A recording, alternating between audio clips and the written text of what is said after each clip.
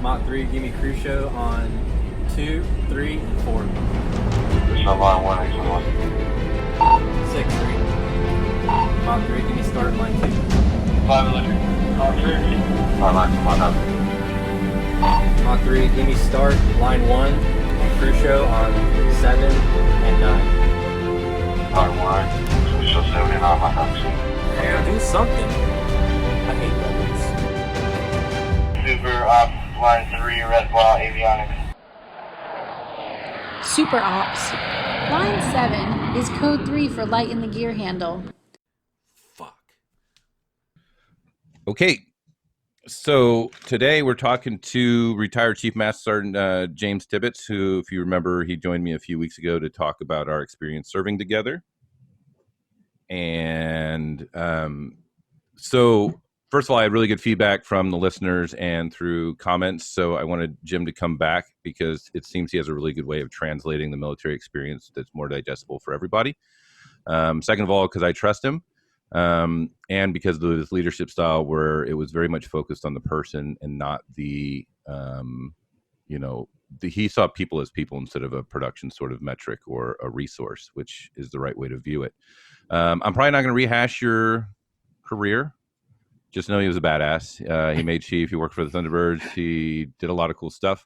And I highly recommend, if you haven't listened to his podcast yet, I would recommend you stop here and go back to episode. Oh man, I feel like I should have been better prepared for this. Episode 8, I think it is. I can't remember it either. And I'm too terrible at editing audio, so everybody's just gonna have to listen to me fumble through this. Oh well, whatever. It's like episode 8 or 9, with Jim Tibbets. That'll give you a good foundation of who he is, what he did, and our interactions, and then come back to this. Because today we're going to talk about suicides. And this is probably going to be my first foray into it on the podcast. I expect there to be follow-up episodes. I have a few mental health professionals that have offered to join me on the show. And then I'm going to be writing a companion piece as well, which I'm probably going to detail a little bit in this episode as well, just to get the listeners ready to take some action. So really, it's going to start with, and I'm going to post this up when I post the video to the page, but it really begins with a tweet that I read on September 3rd, so about a week and a half ago. It's from Susan Hennessy. And she says, I'm reminded once again of the Phil Clay line from The Citizen Soldier, which has struck in my mind since I first read it. The quote is, in some ways, joining the military is an act of faith in one's country, an act of faith that the country will use your life well. So for me, reading that, it kind of peeled away an extra layer of how I perceive the suicide problem. Because prior to reading that, I really understood the suicide problem as people were dying to get sorties up in the air. But when I read that, it really made me realize that people were dying to get stories up in the air, but why were we struggling to put stories up in the air? And the reality is we were trying to put stories up in the air because we had mismanaged our maintenance effort for the last 10 years.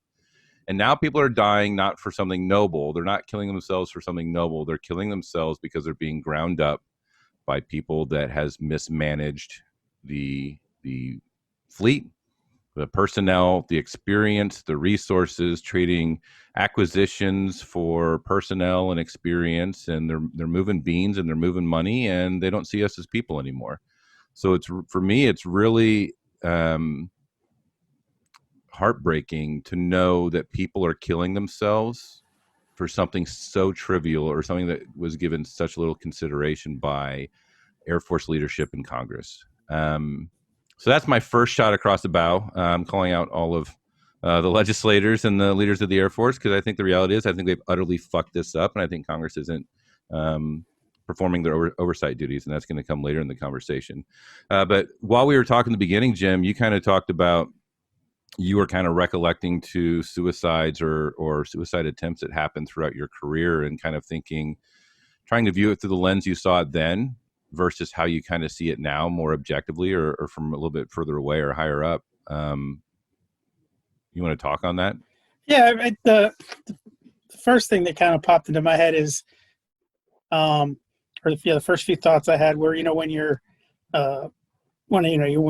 when I was on active duty, getting up into leadership, you're more looking at your focus. Focus is on what is being pushed down from leadership, the actions to take, things like that. Now that looking back at it now, being out for a while and just kind of mulling on it, it's more looking back at, like, the question I kept coming to myself is there wasn't a current theme or a current message. It was kind of all over the place. Yep. And people were, well, we had the suicide, we've got to do something. Yep. Okay, well, we did something, but did it work? No. I mean, Right. there was no. It was like throwing Jello at the wall and hoping some of it sticks to the wall. There was nothing supporting what we were doing to say that this was going to help in any kind of way. Yeah, and I would imagine the people listening now that are still in the service are still going through similar experiences. Mm-hmm. Yeah. I think you're probably, what's really disturbing is what you're describing probably happened 15 years ago, and I feel like it hasn't changed. Mm-hmm.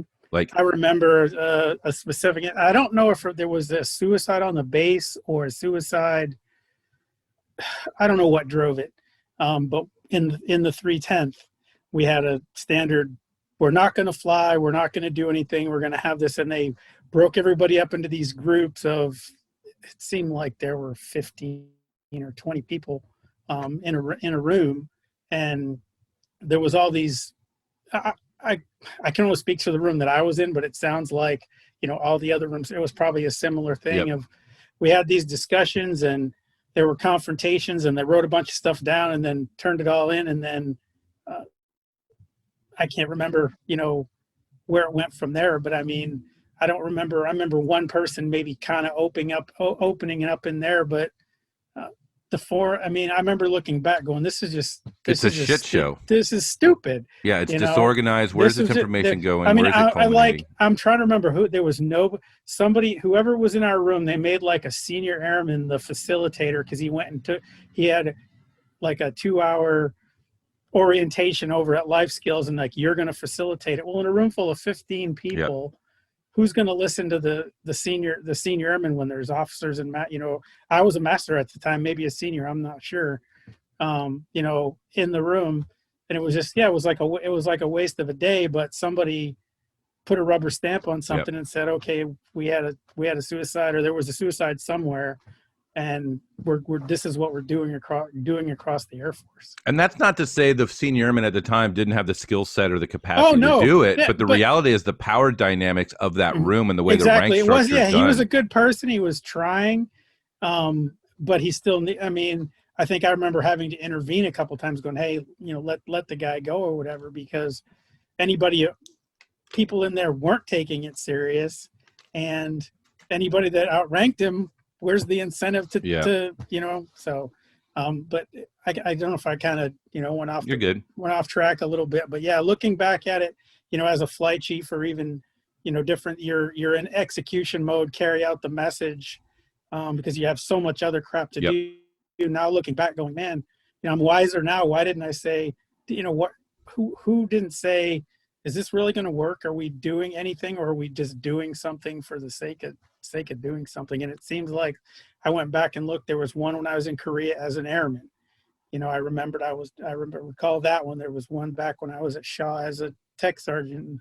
And it's been probably half the bases I was at, and every time there was something, but it was almost like for the sake of doing something. I mean, if somebody's suicidal and there's issues, there's all it's the same theme all the time. Don't struggle in silence, resiliency, all these other things, but none of it's working. They just keep trying the same stuff over and over. That goes to the crux. I mean, there's two sides of the coin when it comes to dealing with the suicide problem. One side is resiliency, mental health. Let's make sure that when people reach a state of extreme mental distress, emotional distress, there's resources. Let's try to prepare them for that stress, because yes, there's going to be stress associated with military service, certainly. Let's try to make them more resilient. Let's try to prepare them. We got the 4 pillars. We got all that stuff. Got it. Yeah, that's where we're focusing 99% of our attention on. But the problem is the other side of the fucking coin is how much stress is being brought to your fucking steps that the Air Force has actual control of, right? Like, I made the suggestion on my page on Saturday, the whatever day that is, the 10th, the 12th or something. I made the comment that how come we don't have a mandatory climate assessment survey right after a fucking suicide? Yeah, I saw that. Right. Yeah. And of course, that climate assessment survey is a blunt force tool, right? Like you're gathering a whole shitload of data. But my point was not necessarily climate assessment survey is probably not the right thing to say, but certainly a broad anonymous survey. Some type of what's going on. Because it seems like they when there's a suicide, they narrow the focus to the individual that killed himself, and they expand a little bit to his friends and family and so forth, just to gather a little bit of data. But the reality is, and I'll argue this till I'm an old man, stress is cumulative. If you have life stress, if you have health issues, if you have family stress, you have work stress, all of those will eventually add up, and it could exceed what you're capable of dealing with, right? And that's where you need to shift from this side of the coin to the resiliency / mental health side of the coin. That's the time to do that. But never mind the fact that a lot of the stuff compounds each other. If you're working 12 to 13 hours a day, 6 days a week, if you're deployed all the fucking time, you don't have time to get to the gym, so then your health deteriorates, and then you're freaked out because you think you're going to get an LOR or go on the Fat Boy program. Fail your friggin' PT test, yeah. Or how about you're working all the fucking time and then your wife's raising all your kids and doing all the bills and you're deployed? Or how about you're in Korea, then you show up. This happened to a guy and I wanted to fucking punch the wall. He's in Korea. He shows up at a new base. 2 months after he gets there, he gets tagged for a fucking either a 6 month or 365. I think it was a 6 month, right? And they had plenty of people to fill that role, but they wanted him because he was Billy Badass. You know what? After a short tour, a quick 2 months, and then, another 6 months, his fucking marriage was fucked, right? So like oftentimes they go, well, he had relationship problems. Okay, is that the end all be all here, or did work contribute to his relationship problems? Like the reality is, here's the deal. People say, well, you don't have to do a climate assessment survey because what if the workplace isn't bad? Great. How the fuck do you figure out if the workplace is good or bad? You got to fucking do a survey. Because the commander's going to be like, oh, no, we did our best. The shirt was available. We couldn't foresee it. We referred them to mental health. All that stuff was done. Okay, great. Look, you need to interview the fucking people, not just the person that killed himself, not just looking at the letter, not just his family. You need to interview everybody there. How many hours are you working? What's your stress level like? Because if you can find that everyone in the fucking unit is carrying a really high fucking stress level, at some point you're going to say, oh, okay, this guy was just one of these other people, and he reached his saturation point because he might have had a little extra on his plate. You pushed everybody who wouldn't have been close. The more people you push closer to the pond or the deep end, the more likely it is you're going to get someone's going to fall in the deep end. Yeah, because somebody's a little bit shorter, right? Somebody's a little bit short, and they're just going to go over. So. And then I kind of thought about it. I did a lot of deep thinking, and I don't know. We'll see if that comes to light because there's some pretty wild ideas that I had. But it made me think: why don't we do suicides like an SIB? Like you have a team show up. It's privileged communication. They start asking the question. They do the survey, and then they can take that data back. Because the reason the for the non-military people / non-aircraft people, whenever a jet crashes. Which is really ironic because it may be a jet crash or it might be a minor incident, in which case there's a fatality, which really indicates to me that the Air Force knows that when there's a fatality, you need to do a special sort of investigation to determine why. And yet for suicides, people kill themselves and we just go, well, we can figure it out. So there's two kind of investigations when there's an aircraft mishap. And that's a safety investigation board, which is a fully privileged sort of investigation. They're trying to determine what was the root cause. And then after that's done, it's all sealed away. And then there's an accident investigation board where they basically reaccomplish the same investigation with a brand new investigation team. And if you admit to doing something wrong, you can get prosecuted for it. So what happens is a lot of people just lawyer up and it kind of shuts down. But the Air Force still captured in the SIB, the Safety Investigation Board, what was the actual cause of this mishap so we can make the same changes force-wide. So what I would recommend is I think there needs to be a sort of dispatch team anytime there's a suicide to go to the unit and start investigating, the mental health resources, mental health facilities, what they did on their end, and also looking at the command climate, the work hours, the life stress, and interview the whole unit. Do we want to solve this? Because this is how you fucking solve it. You don't solve it by sitting around in groups doing powwow sessions, talking about your feelings, and it's not genuine, and it's not organized, and it's not by a professional. And yeah, it's supposed to be small group and intimate, but the reality is, the people you're sitting around in a room with, one of those assholes might be the motherfucker that's ruining your goddamn day. And now you're supposed to open up? Like, fuck that. It's ridiculous. I mean, so what? I mean, do you think an SIB type of model would work? Yeah, no, it's funny you mentioned that, because one of the things that kind of, I think something to that effect, but I almost to this level where, I almost want to lean towards like external to the Air Force or the government, because you're fucking preaching to the choir, man. So, I'm not ready to unveil that beast yet. But yeah, you're preaching to the fucking choir. I was thinking about it earlier. I was like, okay, like you kind of opened, at least okay with a crash investigation or a safety investigation. It's a pilot or a maintenance person that knows pilot, that knows maintenance or whatever.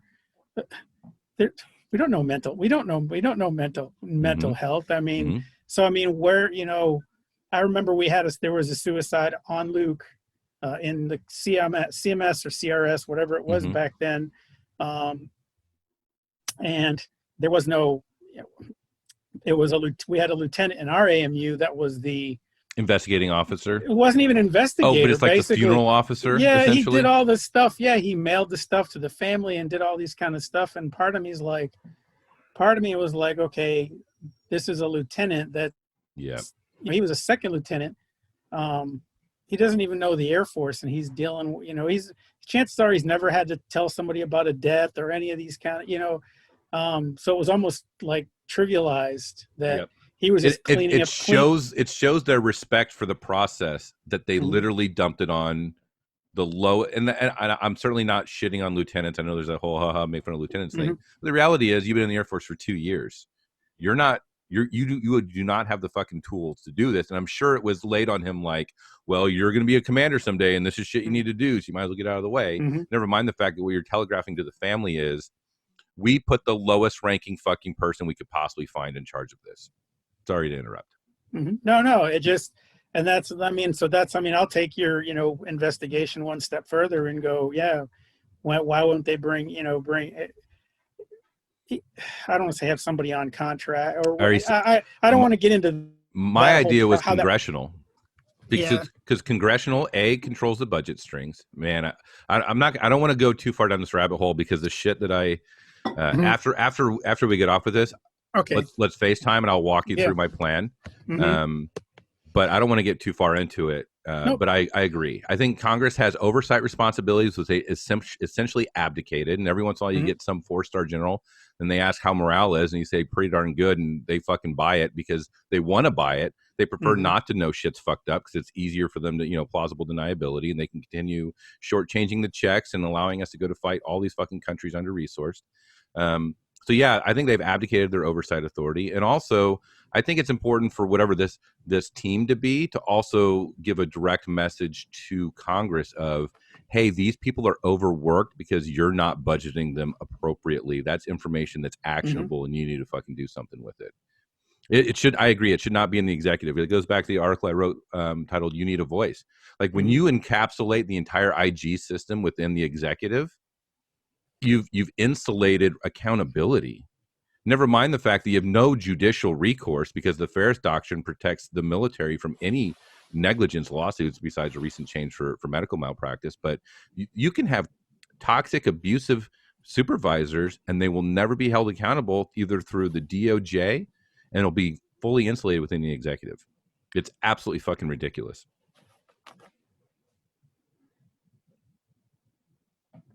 So, I think fundamentally the way we approach suicides is, and it goes back to the article I wrote, Air Force Deep Dive on Suicides Lands in the Shallow End.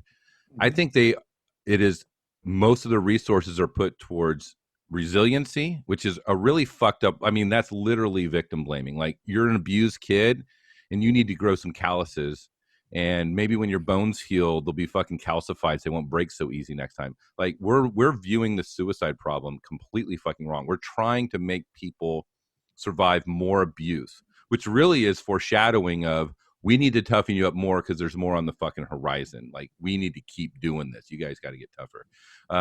And then so it's a resiliency piece. I think the mental health, I think that, luckily I'm going to have, I was just talking to her, I'm going to have a prior Air Force psychologist on to talk about the, how mental health, I don't want to put words in her mouth, but she's going to talk about how the mental health system interacts with the military climate and why that's good and probably why it's bad.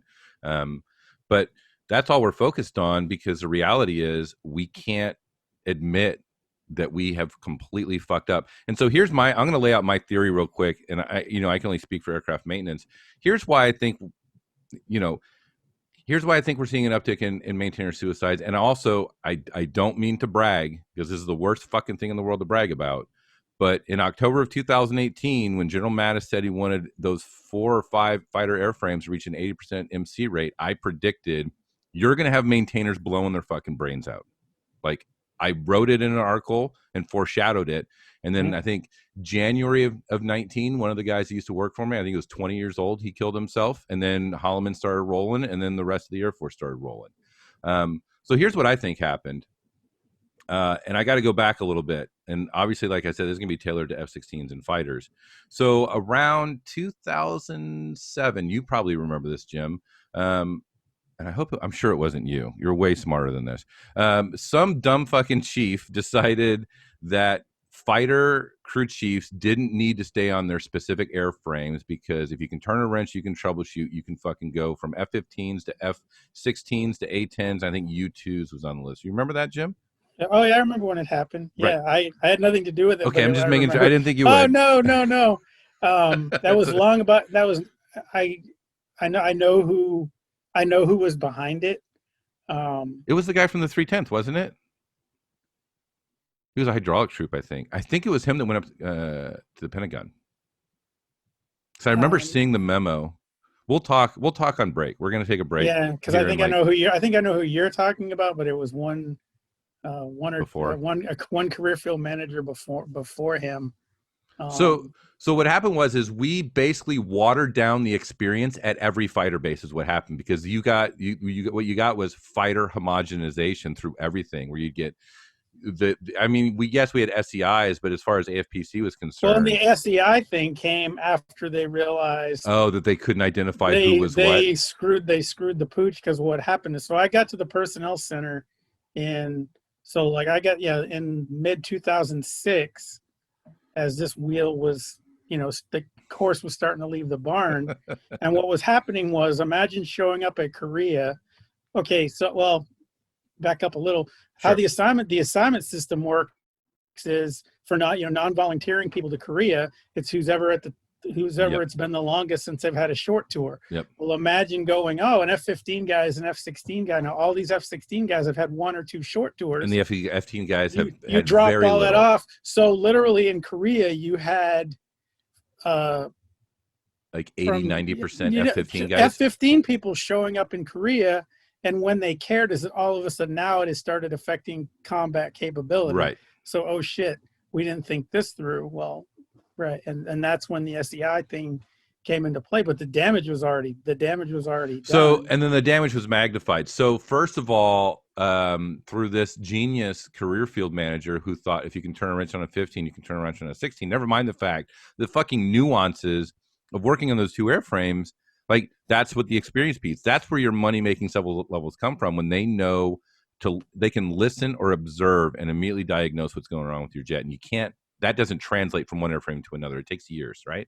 So then in 2011, the heavy crew chief world was struggling, because I think they had a manning / experience deficit. And so some other idiot, which I believe this is the idiot I was thinking of before. I mean, it's really hard to keep track of all the one you're talking. The 2011 one is who you're talking. Yeah, that's the idiot I was talking about. Great. Okay, so this idiot decided he was going to take fighter crew chiefs and inject them into the heavies. And it's also interesting to note, and I'm certainly not bashing on my heavies guys, and I'm going to speak the truth as I see it, and you guys will probably secretly agree with me. Like, the ops tempo in the fighter world is radically different than the ops tempo in the heavy world. I did a year in Al-Udeid, which was primarily tankers. We had B-1s, tankers, and C-130s, J-Star. Anyways, it was the largest tanker. It was eye-opening for me to see the difference between the heavy world Yep. and the fighter world. I mean, just different. I mean, it's wrong for me to have been out of it this long to try to say which one was harder, but it would be definitely like trying to change sports, you know, in the middle of the season, you know, oh, you're playing hockey. Oh, tomorrow you're playing basketball. Yep. It's like, well, I'm athletically inclined. I kind of get it, but there's still a lot. Yeah, there's a lot going on there. So what happened is unfortunately, we first homogenized the fighter crew chiefs. So we started to get big, huge experience gaps in our 7 levels, where 7 levels were 7 levels on paper, but they didn't have the experience on the particular airframe. And then what we did was we just snatched a whole bunch of fighter crew chiefs and put them into the heavy world. So it'd be one thing if we just moved the fighter guys to the heavy world, but we had already diluted our experience too, right? And that was around 2011. And I've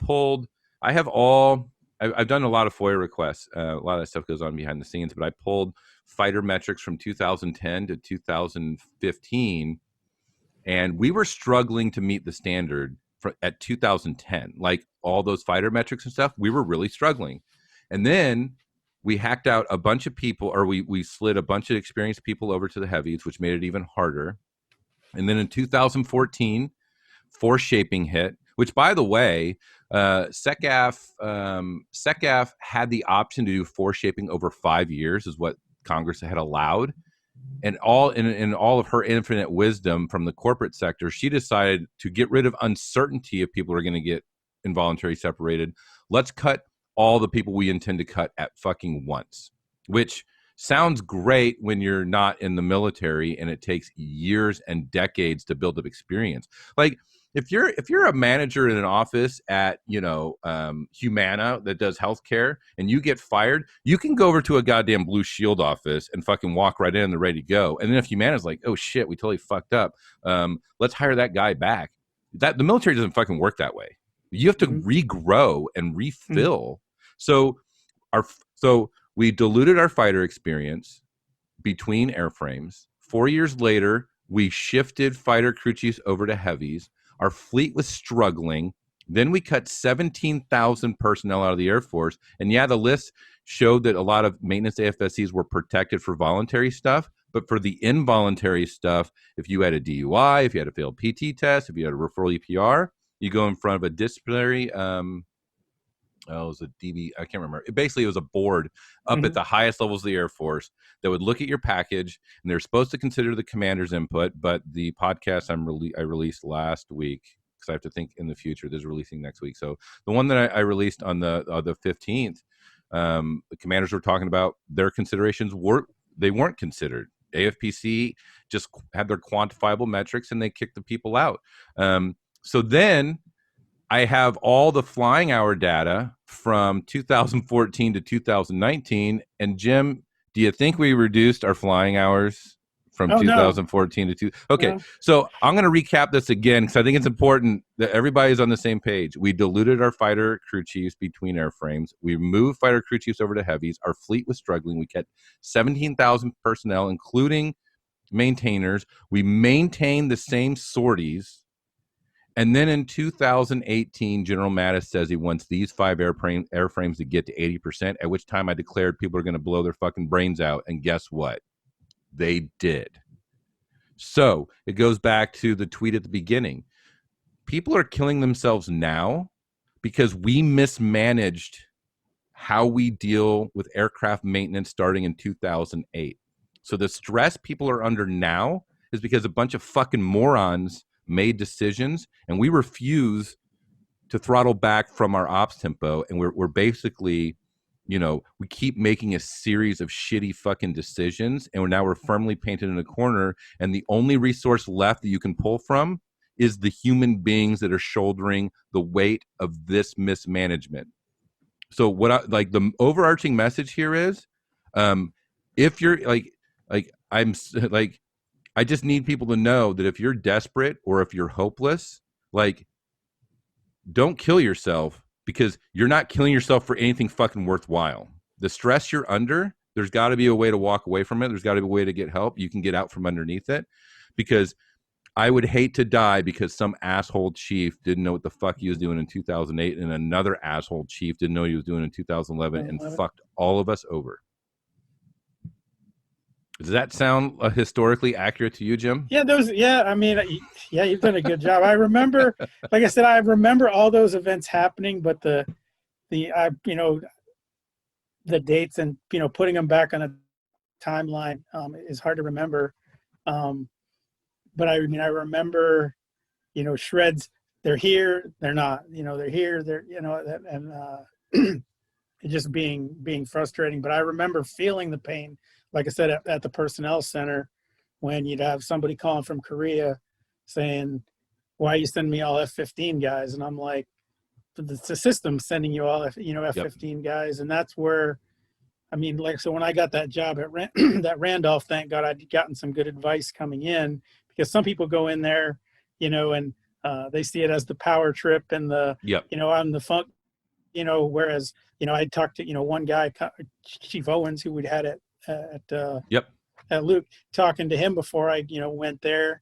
And then, even talking to the personnel, when I got there, saying, it is about power, but it is about the power to being able to do the right thing, going, okay, I'm going to skip these 10 guys, sending them to Korea. I know it's their turn, but I'm going to skip them because they're going to go, either the mission's going to fail or they're going to go over there and they're going to fail. Yep. Looking at it from, you could always see it from two sides. Yep. But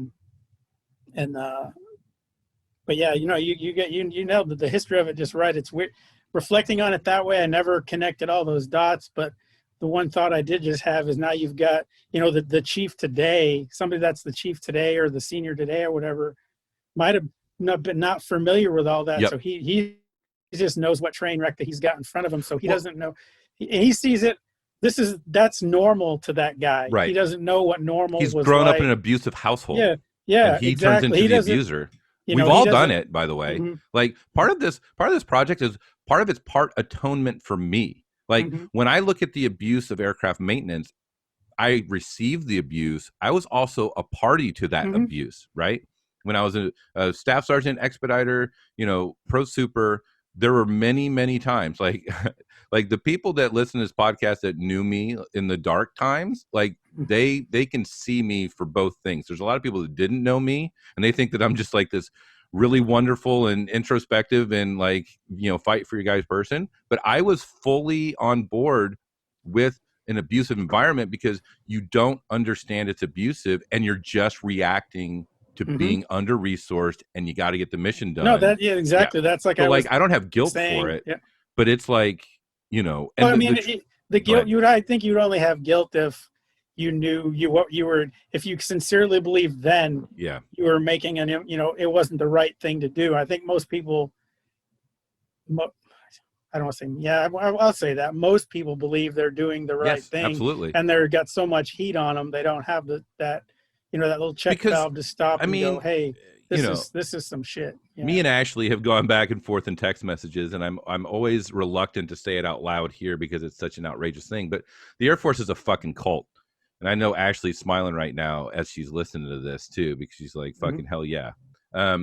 So you're indoctrinated into an idea of core values where integrity first, right? But lying is often rewarded in maintenance because they don't want to know. I mean, like, let's pause for a second. How many times do you have a fucking dangerous and grounding TCTO and your supers go, hey, don't do the flyers, do the non-flyers? Like, okay, so you have a potentially catastrophic condition and you're intentionally not looking at the jets that are on the schedule because you don't want to break your flyers.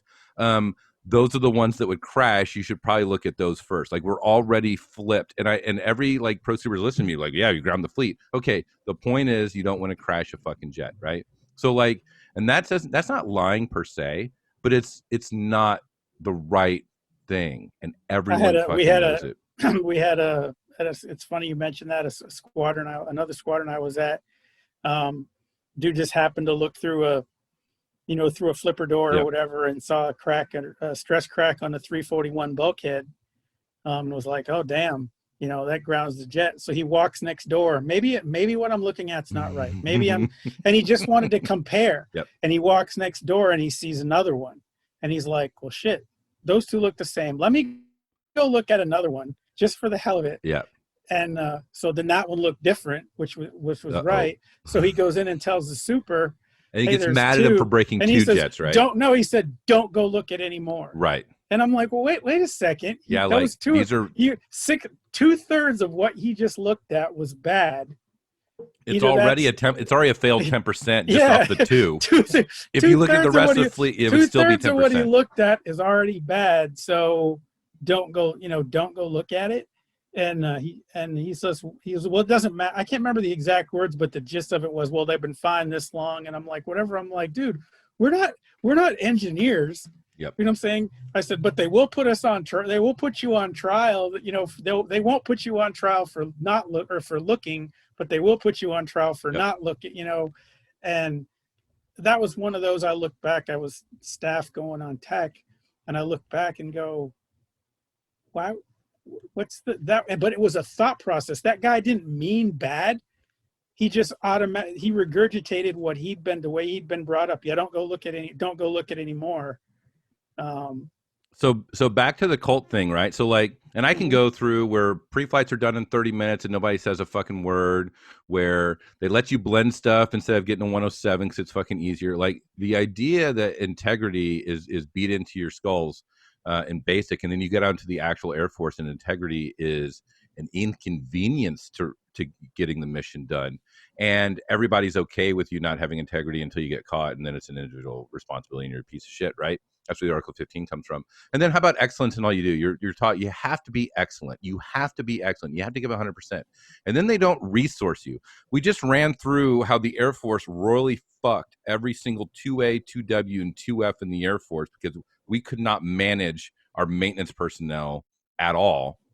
And now that's in your nugget, you need to be excellent. So how the fuck can you be excellent if you're not resourced to even be adequate? Mm-hmm. Right? So now you feel guilty and you feel like you still have to be excellent. Oh, and then there's the last one, service before self, which is the most veiled, be a fucking workaholic core value that there is, right? So you come out from basic training with these in your head. And oh, by the way, you can't speak out against the Air Force because now there's social media regulations that says you can't badmouth the Air Force.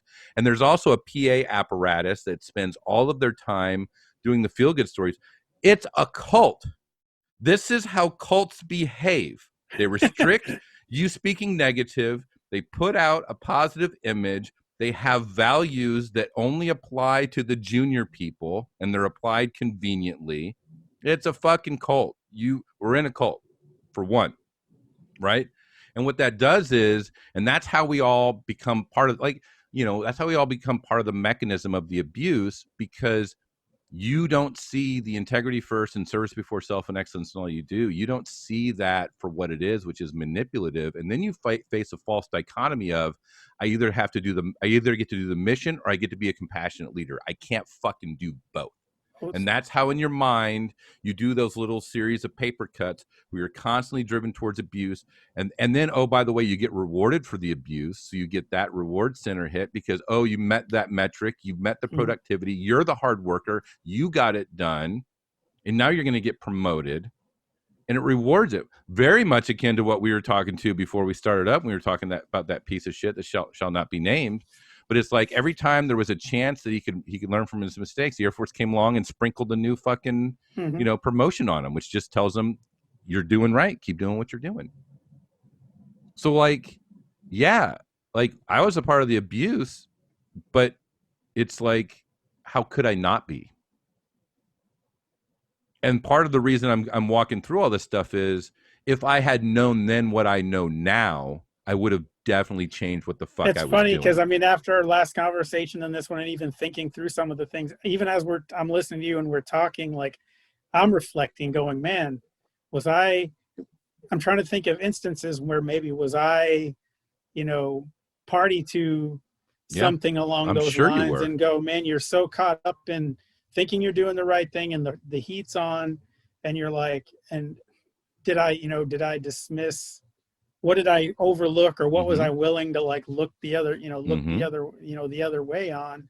And then even if the minute you would try to not look the other way, like I can go into the QA thing all day long. Yep. Like the minute you go in, anybody gets a QA failure. I remember going in and trying to say, hey, look, because I had a bad experience when I was young with an engine bay. Well, I mean, good God, I mean, find me a guy that's never failed an engine bay. Yep. I failed an engine bay. I thought, and I felt horrible. Mm-hmm. But then, and then as I got older, I'm like, man, when I'm a flight chief or I'm in a position and this happens, I'm going to remember that and go in and try to defend the guy and go, hey, look, have you ever done?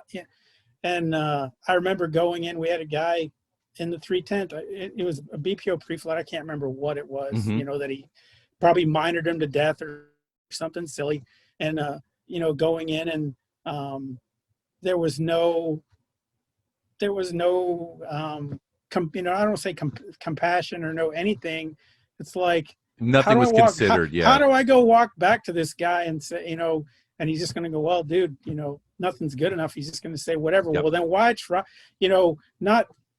not try to do a good pre-flight, but why care what QA comes out and says if you're never, and I wasn't looking to give the guy, give the dude a break or anything like that, but there's that focus on, nope, drop the hammer on the guy.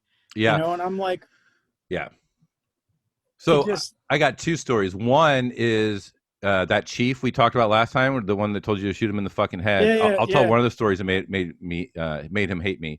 So I was one of the few 7 levels on swing shift in the 310th, and I was jobbing all night long. And I think another crew had pulled a motor, and people are shifting around all night. And I was at my 11.5-hour mark, and my expediter came up and said, "Hey, can you start on that bay for the at my 11 like." What the fuck you going to do for 30 minutes? And what are you going to gain, really? So really it was, okay, let me sit on a stool, and now I'm going to look for, at 11.5 hours, it was very much like flashlight next to the head and just fucking like shining and staring in a spot. Yeah, why even? Well, I'm not even done yet. Oh, gotcha. 15 minutes later, he came over and said, "Is the bay ready to be signed off?" And I said, "What in the fuck are you talking about? I just got here." And it wasn't fully removed. It was only rolled back, right? Mm-hmm. So the front of the motor was right at where the heat shields were. So I was mainly looking in the CSD area, like looking here. Mm-hmm. And then he came back 10 minutes later. He's like, "Hey, you're almost at your 12. Can you sign it off now?" Like 25 minutes on a fucking engine bay. And I was like, "All right, I'll play your silly little fucking game." Signed it off. And then the QA guy came. I went home. Usually you like to hang out for the QA guy so you can like fix stuff on the spot, but I was fucking done with it and I was tired.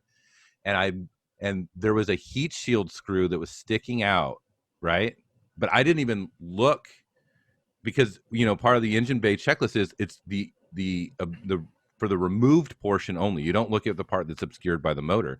Mm-hmm. So that chief brought me in. I got they're going to issue me an LOR. He issued me an LOR, and I came in, and I was like, and I stood at attention. I did all the thing, and he pretty much called me a piece of shit. He ran through the LOR that I was negligent and all this stuff, and I said, the checklist says to do the exposed portion of the bay, the motor was only rolled back. I looked from the front of the motor forward. What discrepancies were found there? He's like, the QA guy found it because he shined a light down the side and you could see it sticking out. And I'm like, okay. He's like, so I think you're putting dangerous jets in the air. I'm like, I'm not.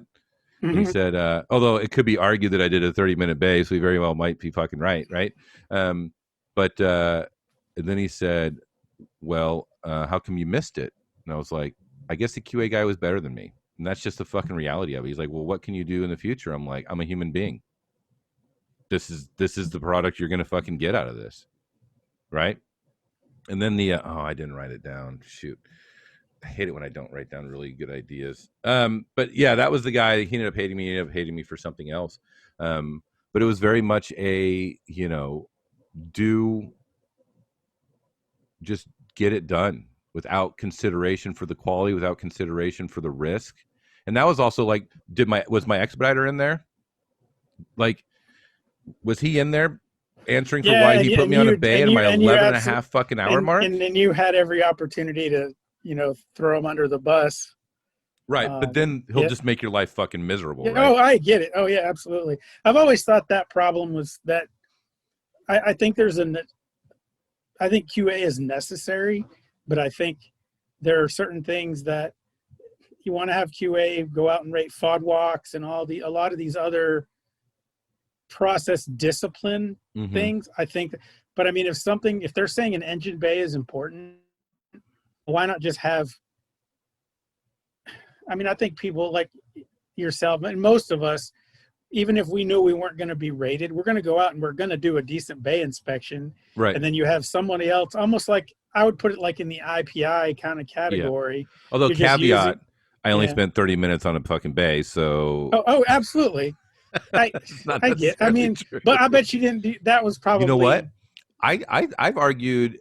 I think in the flight chief discussion, I argued. I think production should answer for fucking QA fails, not the flight, because production is out there shoving people towards quantity of maintenance, not quality, and they're out there all fucking day long, and they see all the TDVs, DSVs, UCRs, and everything else. And when they see somebody push their box in after a 15-minute pre-flight, and the flight chief's inside going through the goddamn DIT screen looking for X799 because that's his fucking world, are you telling me that the flight chief is more responsible for the quality of that pre-flight than the expediter that knows it's half-assed? That's bullshit. That's fucking utter bullshit. And I'll tell you what, if production was in there having to answer or getting LORs for allowing QA fails, I bet our quality would go up. They'd think about it before they put somebody on it. Yeah. It would. But then what are you doing? Like, in order to drive quality up, quantity is, and you have limited resources, quantity is going to go down. We can't afford to have productive quantity go down. We're probably a little bit off topic. And actually, this is a good time. I want to take a break, do a bathroom break, and we're going to come back. So I'm going to pause recording. Okay. I'm going to slip a commercial in here for like Scotch Brite or some shit. That'll be cool. And we're back. So the second half, which may not be as long as the first half, but the second half, I really wanted to kind of lay out what I want to do going forward. And Jim kind of alluded to it at the beginning. We were talking about using the SIB as a template for suicides in the Air Force. And, you know, he instinctively said, I think it should be outside the DOD and it should be outside the executive. And his instincts are perfectly right. So what's going to happen, hopefully concurrent when this podcast releases, is I'm going to write an open letter to Congress, to the House Armed Services Committee and the Senate Armed Services Committee, requesting an inquiry into the suicides in aircraft maintenance. Because the reality is, you know, I've been getting back, as you guys saw with the deep dive on Air Force deep dive on suicides, Lance in the shallow end, I keep getting lied to in my FOIA requests where they say, there's no records. And then a day later, a slide is leaked from the exact office I did the request from that has all the fucking information I asked for. So I went to AFPC on a FOIA request in March of this year, asking for the year-end strength of all 2A and 2W AFSCs, because they couldn't, the Air Force, you're going to love this, the Air Force said that they couldn't tell me how many of each AFSC we lost in force shaping in 2014. So I decided, okay, well, I'll ask, instead of asking for what we lost, give me the in-strength numbers for all these AFSCs, and I'll fucking do the math on it and put it together. And then they came back and said, we have no records of that either. So it's either lying or negligence that AFPC would not be able to tell me how many people we have of each AFSC in the Air Force. He said he couldn't even tell me what the current numbers are because I called him up to make sure his statement was accurate. I can see by Jim's reaction that he also believes that the information I received was not accurate. If you'd like to talk in that in generalities, you're welcome to. Yeah, I'll talk, Joe. So again, I was in a position, several years ago, and understanding things change, but I can't imagine technology working backwards. But at any given time, if someone called me, say within AFPC or the career field manager or something, said, hey, how many of X do we have? And you were working at AFPC.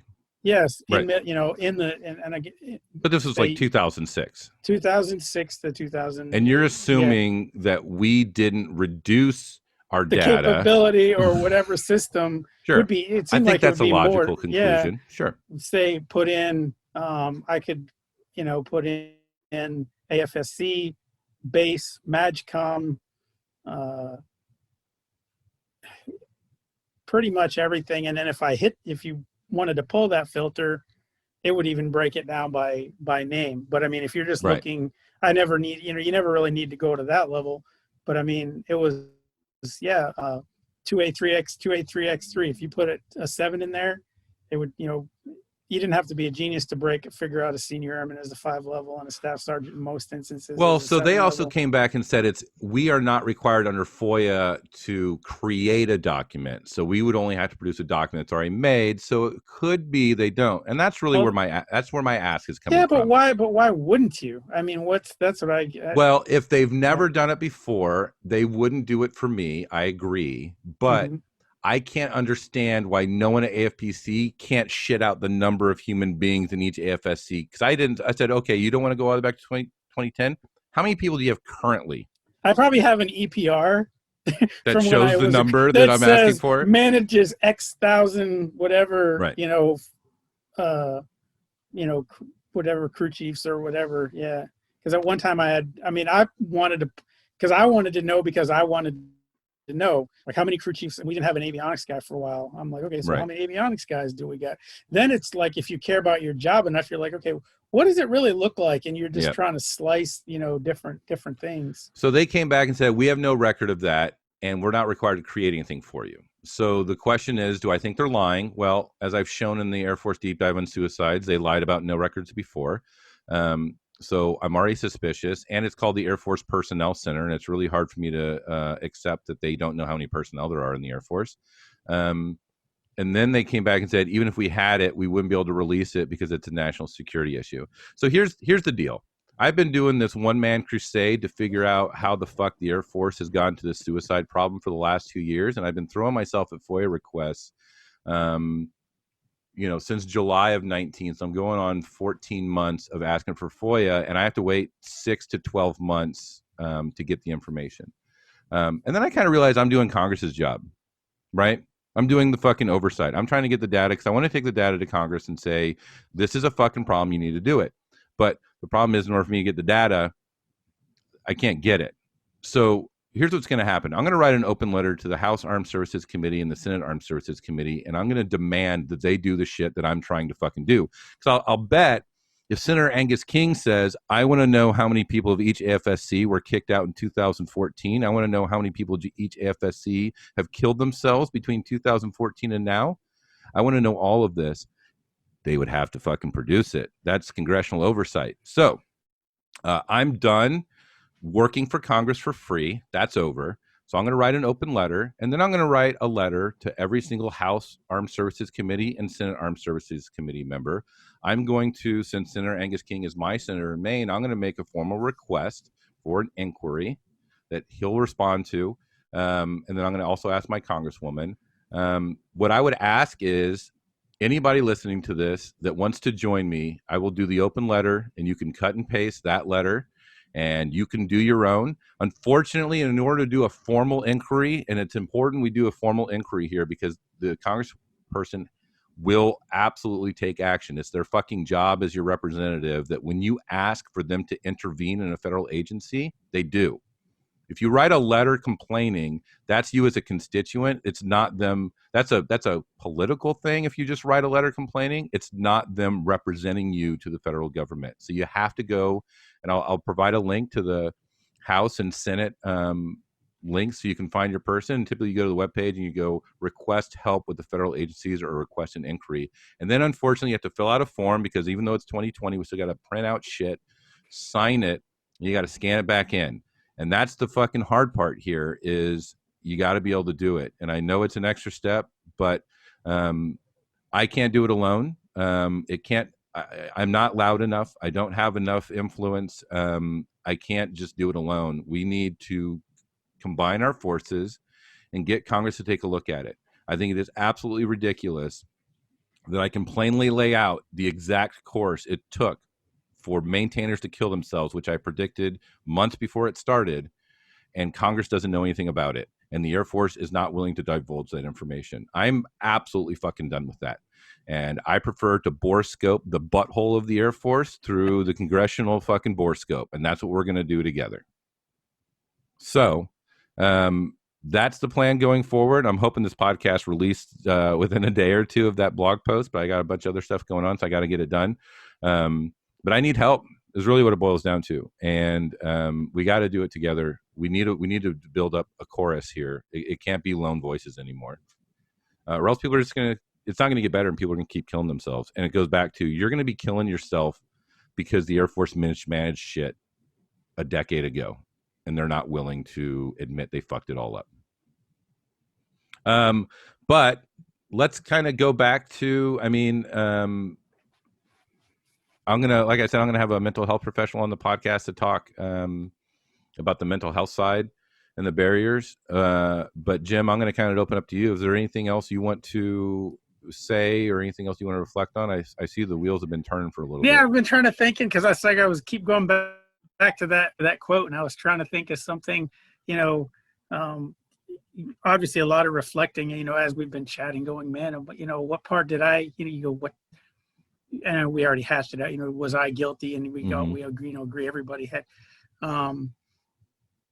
but I think even if people are going to write, I mean, looking back, that's a great synopsis, but people have to be willing to use that to look forward. And I think when I thought, kind of thought, it was a random thought earlier, if people are dealing with whatever they're dealing with right now, and to them, that's how it's always been. And then, so when it gets a little worse and a little worse, to them, it doesn't seem like a whole lot, versus if you go, okay, well, what's it like today? Well, what did we give, I would challenge leaders today to go, well, what did we give away 4 years ago, 5? So like, I might date myself a little bit, but back in 91 or 92, they had the same thing. Let's make the Air Force smaller. The VSI SSB, we had guys applying for that. And it was that target, it was like 10 to 15 years, staff sergeant, tech sergeants taking checks and walking out the door. So, I mean, that was like the first iteration of knowledge. I remember every time I see promotion data, I'm bouncing all over, but every time I see promotion data and it talks about, the average time in service of a staff sergeant, the average age of a staff sergeant, I'm like, crap. My very first supervisor was a staff sergeant, and he had like 13, 14 years in, knew the jet inside and out. It was hard to make tech, and now if they want to make the promotions come quicker, that's fine. But, you putting the same thing on a, well, like yourself, you made staff pretty quick. They put the same thing on. They put the same thing on you at 3, 4, whatever it was. Probably in your first enlistment, not far after. They put the same thing on you that they put on a guy with 12 to 14 years experience, he's been in those situations. You know what I'm saying? And they can handle that. And he had more people. But even if he didn't have more people, he's still more equipped to deal with, making those. The guy making chief. I made chief pretty young. Was I ready to be a chief? In some aspects, yeah, but in a lot of aspects, I'm like, man, I made a chief. I deployed like twice. Yeah. And then they go, boom, here you're a deployment. You're a group chief. You're a group chief. And I'm like, man, I was in Korea, 20 years ago. Yeah. I've been to Saudi a couple times, but just the way, between the Thunderbird thing and, I was in Q, it lined up. It wasn't, but I was like, man, what, I'd been there a month and I'm standing in the back of a C-17 full of caskets with flags on them. I'm going, crap. I wonder if, and I would like to think it's not this insidious, and I have at least some faith in the Air Force it's not this insidious. But as well as I do, the less experienced the person is in their rank, the less likely they are to push back against toxic authority, because they don't have the experience and the footing to do it. And Air Force has been driving the promotion cutoffs. They've been making it so people make rank faster. And what they're doing is, the byproduct is they're getting people that don't have the situational awareness to call. And I hate to use knock it off, because I just say torch the fucking, just burn the fucking place to the ground. That's what I call a knock it off. I'm going to go report this to anyone and everyone. And I'm going to, as I said in the last, I'm going to play career chicken and I'm going to fucking win. Those 13-year staff sergeants, they knew what was right and what was wrong, because they had 13 years under their belt. And when a fucking expediter comes up at 11.5-hour mark and says, hey, do an engine bay, the answer is you can get fucked, is what the answer is. I'm not going to do a fucking engine bay. I think at the time I was a 4.5 year staff sergeant. I would like to think the Air Force, it's not some insidious thing that they intentionally want underexperienced NCOs or people underexperienced in time in service in those ranks in order to have a more a force that's easier to manipulate and to kind of control any sort of dissent. But if it's not intentional, it's certainly a byproduct that is advantageous when you're in a cult that doesn't want people speaking out against you. Like, that's something that kind of just struck me. Mm-hmm. But yeah, I mean, like I said, I'm trying to think of some other, like, I guess the cult thing kind of speaks to a little, I guess I was going to phrase it a little. No, it makes sense. But no, so I was thinking, I was trying to think of what are the things, that make the, the military different that would relate to suicide. You start thinking back, and I take, the job that I have now, or a couple of, a couple of the jobs I've had. These guys were born and raised in the same town. Yeah. Went to the same schools. There's guys that worked at me when I worked at Amazon the first time. They've known each other. They worked at 2 or 3 other places together. So there's, they've had this, whereas the military, now you take a kid out of his hometown, yep, out of his mom's basement, whatever, and you put him in a cult. They race them. You race them through some basic training, give them that kind of stuff real fast, and you get them to. So now he's got these other added pressures of surviving on his own. He or she, I got to get better at being gender neutral, but this person, surviving on their own, function, they're paying their own bills, doing all these other things. And now, like when you talked earlier about now you can stay here 12 hours or 15 hours. And well, now Mike, the dude can't say he's got to make it to, and I mean, I'm trying to, thinking of the things I had was, the dude come up, well, I can stay a couple extra hours, but can I run to the pawn shop and get my friggin' whatever out of the pawn shop, because they're going to keep it if I don't go pay for it today. Some people have said, tough shit, get to work, or they would look at you like, you're not meeting your financial responsibility requirements. Exactly. I look back at, and I mean, I had guys as a flight chief, a couple of them, they probably just weren't cut out for the military, but by the time they got to me, the military should, they should have figured that out. And it's funny, both of those guys, I had 2 guys in B flight, both of them ended up getting kicked out. But between the time they started going down the bad road and the time they got kicked out, both of them, whether serious or not, we dealt with suicide discussions. It was because go ahead, between work and finance, it was all, I don't want to self-induced, but military related, if that makes any sense. You will do your CDCs, you will do this, you will do that. And I'm like, I remember telling Mike one day, hey, we need to that approach isn't going to work. That approach isn't going to work with him. If I said, if he's going down that road, he's going down that road, but we can't be the one opening the door with our boot, boot pushing him out because we don't want him here. I said, because you never know. And like I said, both of them, it was White and McCord, both at some point.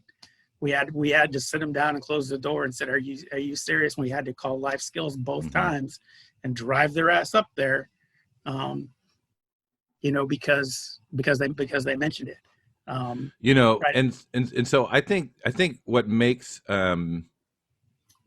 and I watched the documentary. I recommend anybody watch it. You can find it on Amazon. It's called Do No Harm, and it's about a suicide epidemic that's currently going on in the medical profession with medical students and residents.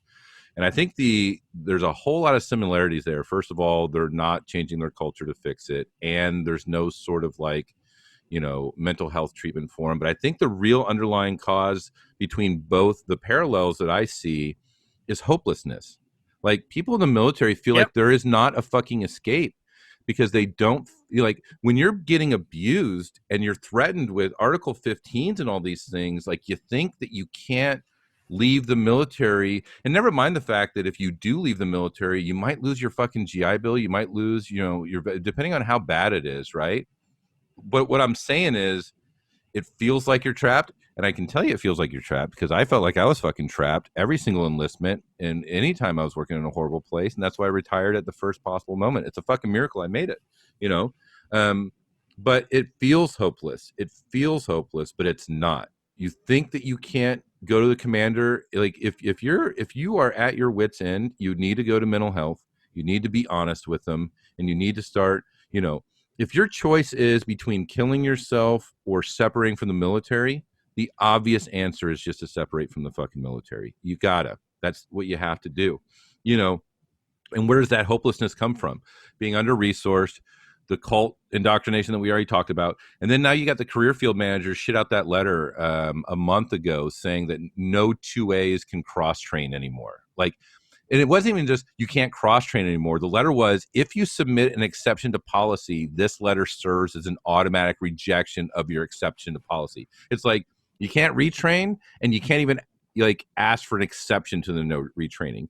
So it's like they recognize that the resource restriction is severe, and they're trying to this is what an abusive spouse does.